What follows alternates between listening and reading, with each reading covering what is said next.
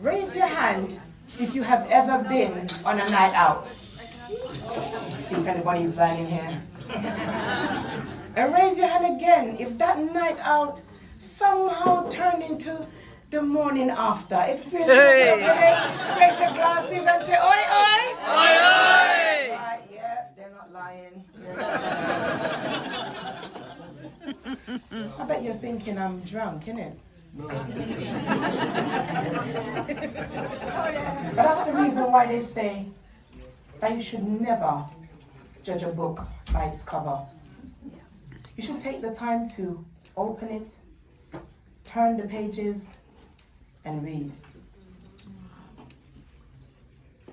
It's the warm night of July 2013.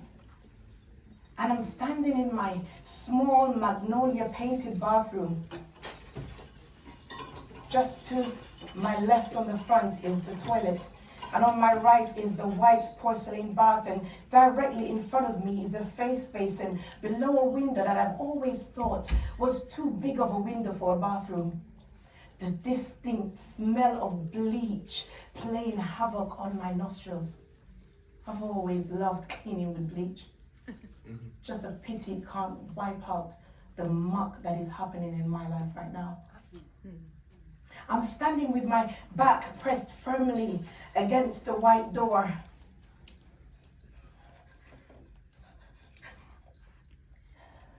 Is that him? Can you hear him? I know he's standing out there, just waiting for me to exit so he can pounce. How did I get here again?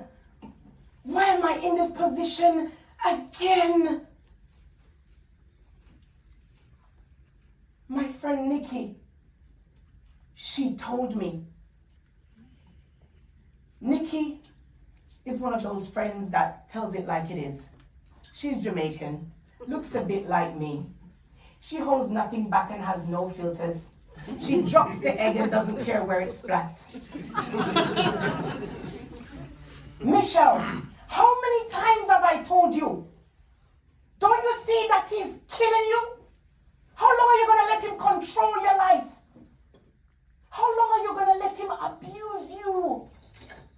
You refuse to tell your friends, you refuse to tell your family, and all you do every day is get up and write away in the journal, as if the journal can write away what it is that you're going through right now. But Michelle, if you don't do something about this now, it won't be the journal that will be written into. It will be your eulogy that we're writing.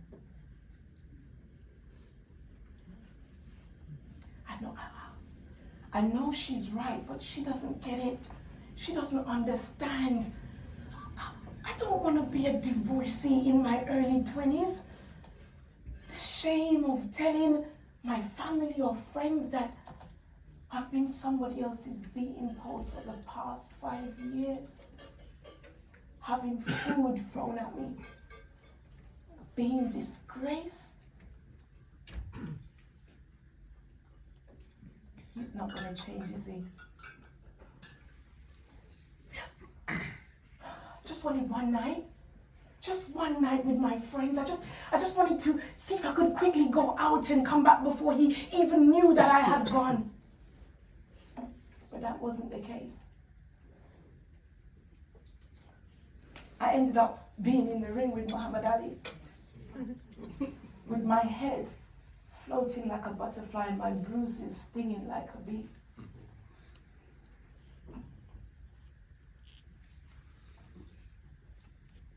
How could the hands that once touched you and made your body come alive now leave you in so much pain? How could a mouth that spoke sweet words to you that made you feel so good inside now make you feel as if you're the scum of the earth? How could eyes that once looked at you with so much love and compassion now look at you with so much hate? Dr. Jekyll, Mr. Hyde, right? Character with the split personality. I keep saying he's going to change, but he's never going to change. So I need to do something to change. If not for me, at least for the children. Oh my God. What if he decides to try and take the children? I can't stay in here. Have you ever had those moments when you're reading a book and you turn the pages and you get to the end, but it's not exactly the ending that you anticipated? Well, for me, I thought that what I had was a romance novel, but in fact it was a horror story. Because that night I had to make a big decision.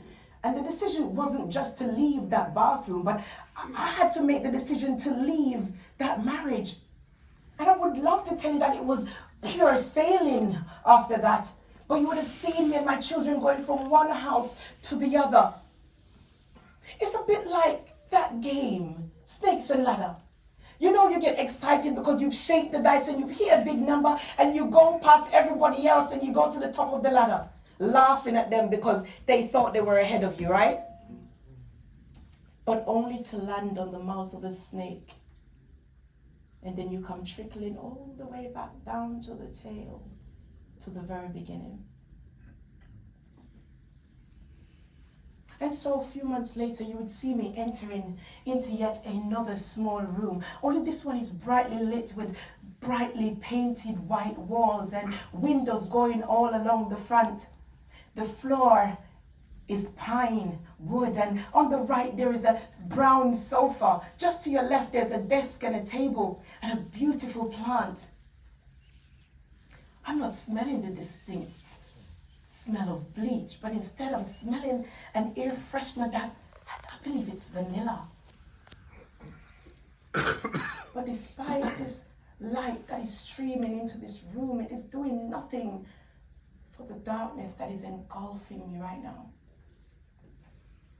But there he is, tall, dark, and handsome.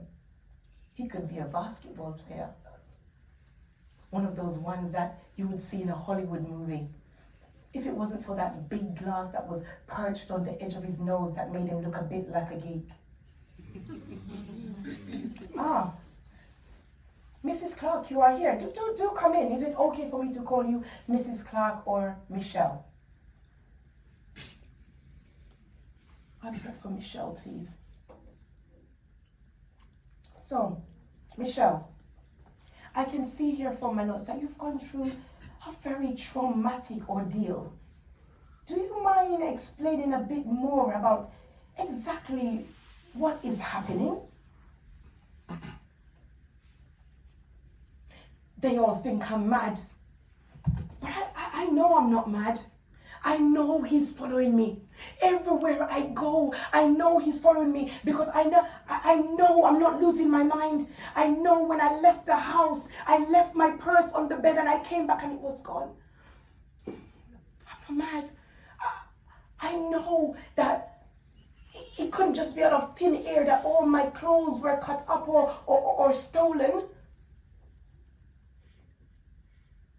I know I'm not mad because I drove my car to my friend's house, and when I came back out, all 4 tires were slashed. I'm not mad. And the police, they can't do anything to help me. Well, Mrs. Clark, as you know, that he used to live in the property, and so his fingerprints are all over the house. I am afraid there's not much that we can do unless we have more evidence. At this moment, it's a he said, she said case. I'm afraid, she says. I'm afraid. I am the one that is afraid. I am the one that can't sleep at night. I am the one that wakes up and see him standing over me. And she said she's afraid.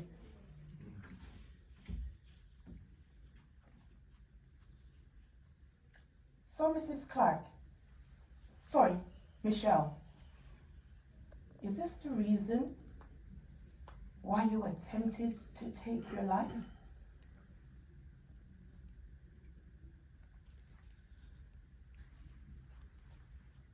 And I know I shouldn't have. I didn't want to, but I just wanted the pain to stop. Maybe if I just removed myself, then everybody would have a better life. How? I don't even know how I did this. I have 2 beautiful children. How could I even think to do this to them? You see, Santana, she's only 8 years old. Who would have been there? Who would have been there to take her to the prom? My son, Rashawn, he's only 3, but he has special needs, so who would have been there to support him, to tell him that it's gonna be all right? I didn't really want to do it. I just wanted the pain to stop.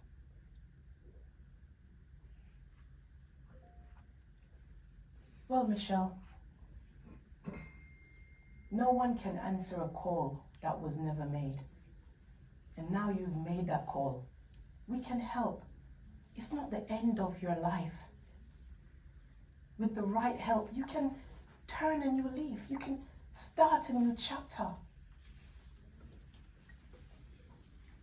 Turn a new leaf. Start a new chapter? Is that even possible? Well, you see, a few years later, you would see me stepping into my power.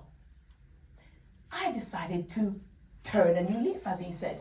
And with the help of the counselor and coaches and mentors that I came in contact with, I was able to start that journey because I now entered into the personal development world and I was learning things that I've never learned before. I was reading books like Who Moved My Cheese and listening to great speakers like Tony Robbins and Lisa Nichols and Les Brown.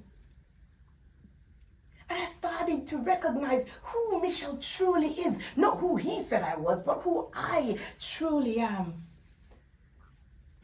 But I didn't just want it to end there. I didn't just want it to be that I was inspired and that I was transformed. I felt like I wanted to do something else for someone else that was in that very same position that I was. And so I became a certified life coach. But I was helping one-to-one and I wanted to help more people. The amount of people that I wanted to help, it wouldn't have been possible just one-to-one. And so I came up with what I thought was a brilliant idea. I decided to write a book. But you know, in life, you have those naysayers that will want to remind you of your past and tell you that because of your circumstances, it is not possible. So, Michelle, you're going to write a book. Is it a notebook?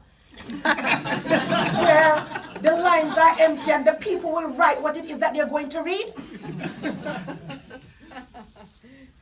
So, Michelle, because you're now a life coach, you think you have the vocabulary to write a book? Girl, you attempted suicide. You're parenting a child with special needs. What can you write for anybody to read? So, Michelle, you're around the high flyers now, so you think you're J.K. Rowling now, huh? But you know what? I didn't let that deter me. Because I decided that for once in my life, I'm going to do something for me. I'm not going to let anybody else turn my pages or write in my book called life. And so I wrote that first book, Overcome and Rise Above, how to turn the downside of your challenges into the upside of renewing your life. And I didn't just write that book, it became a bestseller. And from there I was talking to mothers and going into schools, and I was able to even get a commendation from the late Her Majesty the Queen. Wow. And I thought, awesome, inspiring, isn't it? Yes. Very inspiring. But there was a problem. My pocket wasn't being inspired.